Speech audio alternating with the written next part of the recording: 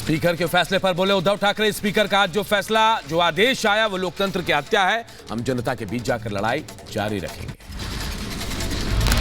के बीच में हम तो जा ही रहे हैं। जैसे आज भी आदित्य कोल्हापुर में उस तरफ है, मैं भी 23 तारीख को नासिक जा रहा हूँ, 22 तारीख को तालाराम मंदिर में जा रहा हूँ, उसके पहले भी कहीं जाऊंगा, बाद में जाऊंगा। हम तो जनता में रहे हैं, जनता में रहेंगे, जनता और जनता के लिए, जनता के साथ लेकर, जनता को साथ लेकर हम लड़ेंगे।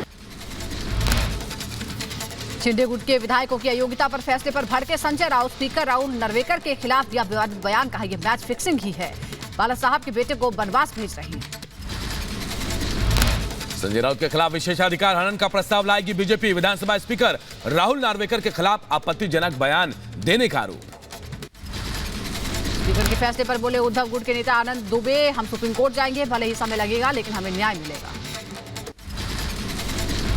शरद पवार ने शिंदे गुट के विधायकों पर महाराष्ट्र विधानसभा स्पीकर के फैसले को गलत बताया। कहा उद्धव को सुप्रीम कोर्ट जाना चाहिए, सुप्रीम कोर्ट से ही न्याय की उम्मीद है। महाराष्ट्र विधानसभा स्पीकर के फैसले पर बोले महाराष्ट्र कांग्रेस अध्यक्ष नाना पटोले। विधानसभा अध्यक्ष राहुल नार्वेकर का फैसला असंवैधानिक है और ये एक अलोकतांत्रिक फैसला है। जो आज निर्णय हुआ है वो संवैधानिक आधार पर नहीं है, यह हमारा मत है और पूरे राज्य और देश की जनता का भी मत है। महाराष्ट्र विधानसभा स्पीकर राहुल नार्वेकर ने कहा हर किसी को सुप्रीम कोर्ट जाने का अधिकार है, लेकिन सिर्फ सुप्रीम कोर्ट जाने का मतलब ये नहीं कि अध्यक्ष द्वारा पारित आदेश पलट दिया गया है। स्पीकर के फैसले पर बोले महाराष्ट्र के deputy CM Devendra Fadnavis. Speaker के फैसले से साफ हो गया कि सरकार की स्थिरता पर अब कोई संदेह नहीं होना चाहिए, ये सरकार अपना कार्यकाल पूरा करेगी। श्री कृष्ण जन्मभूमि और शाही ईदगाह विवाद मामले में आज होगी सुनवाई। इलाहाबाद हाईकोर्ट में दोपहर 2 बजे सुनवाई। दोनों पक्ष के वकील रहेंगे मौजूद। फारूक अब्दुल्ला को ईडी ने भेजा। समर मनी लॉन्ड्रिंग के मामले में होगी पूछताछ। श्रीनगर में ईडी कार्यालय में पेश होने के लिए कहा गया। दिल्ली के पूर्व मंत्री सत्येंद्र जैन की जमानत याचिका पर सुनवाई आज। सुप्रीम कोर्ट में जमानत याचिका पर होनी है सुनवाई। मुख्तार अंसारी के बेटे की याचिका पर सुनवाई आज। आर्म्स एक्ट मामले में सुप्रीम कोर्ट में होनी है सुनवाई। लोकसभा चुनाव को लेकर बीजेपी के लखनऊ में आज बैठक। राष्ट्रीय महामंत्री विनोद तावड़े लेंगे बैठक। संगठन और सरकार के वरिष्ठ मंत्री और नेता शामिल होंगे। स्मृति ईरानी आज से 3 दिनों के अमेठी दौरे पर रहेंगी। अयोध्या से आए अक्षत का वितरण करेंगे स्मृति ईरानी। सपा नेता डिंपल यादव के जन्मदिन पर लगाए गए भावी सीएम के पोस्टर। लखनऊ में सपा कार्यालय के बाहर लगे पोस्टर में डिंपल यादव को यूपी का भावी सीएम बताया गया। मिशन पूर्वोत्तर पर बीजेपी अध्यक्ष जेपी नड्डा असम के गुवाहाटी में किया मेगा रोड शो। कहा कांग्रेस अध्यक्ष खड़गे पर निशाना साधा, ये देश विपक्ष को भी चलाने योग्य नहीं है। ये इंडी अलायंस नहीं है, ये परिवार और प्रॉपर्टी बचाने का अलायंस है। इसको इंडी अलायंस मत कहो, ये तो परिवार प्रॉपर्टी अलायंस है। असम के गुवाहाटी में बीजेपी अध्यक्ष जेपी नड्डा ने कांग्रेस पर किया जोरदार हमला। राहुल गांधी की भारत जोड़ो न्याय यात्रा को बताया भारत तोड़ो अन्याय यात्रा।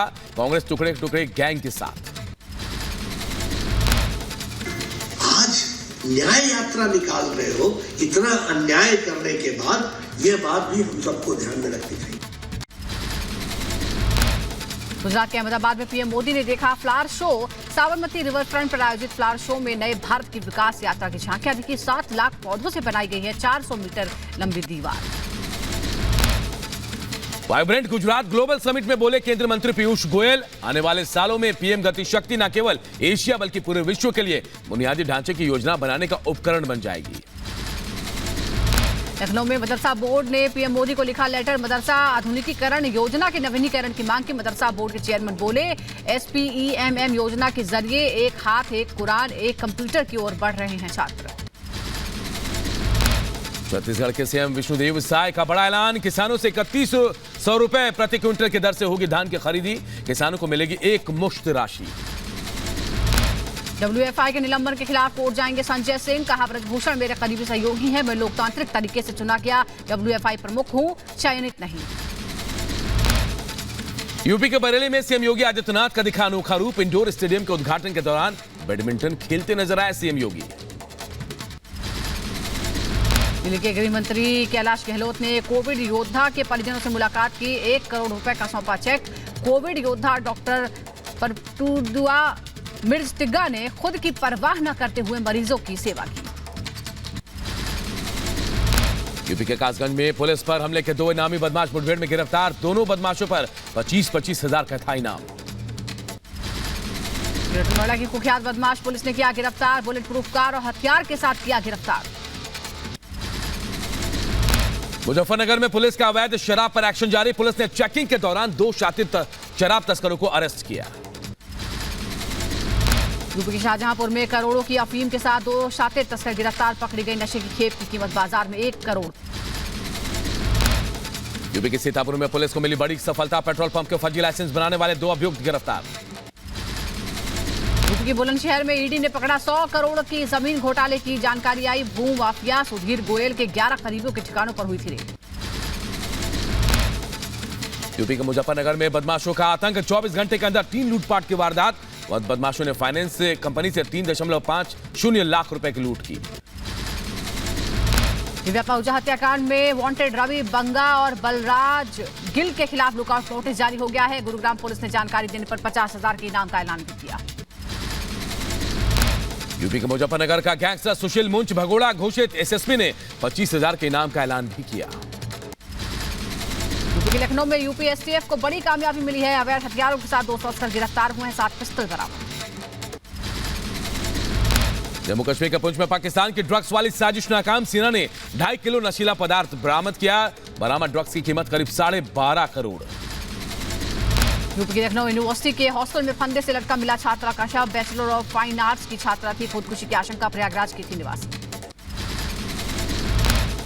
यूपी के कासगंज में थानेदार पर फायरिंग के 2 आरोपी गिरफ्तार। पुलिस मुठभेड़ में दोनों आरोपियों के पैर में लगी गोली। 25-25 का इनाम भी था।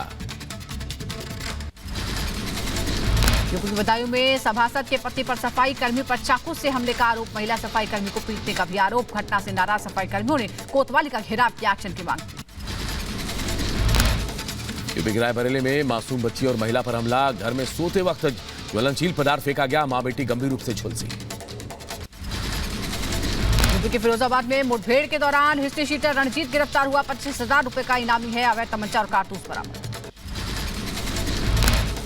यूपी के एटा में चोर गिरोह के 6 लोग गिरफ्तार। 10 लाख रुपए के 2 OLT बरामद। करीब 2 महीने पहले मोबाइल टावर से हुई थी चोरी। यूपी के मुजफ्फरनगर में अवैध शराब के साथ 2 तस्कर गिरफ्तार हुए हैं। 6 लाख रुपए की हरियाणा की शराब बरामद। फर्जी नंबर लगे कैंटर से ले जा रहे शराब। एमपी के रतलाम की कोर्ट में जहर से भरा लिफाफा और लेटर पहुंचने से हड़कंप। अधिकारियों ने पुलिस को दी जानकारी। आरोपी को गिरफ्तार कर छानबीन कर रही पुलिस।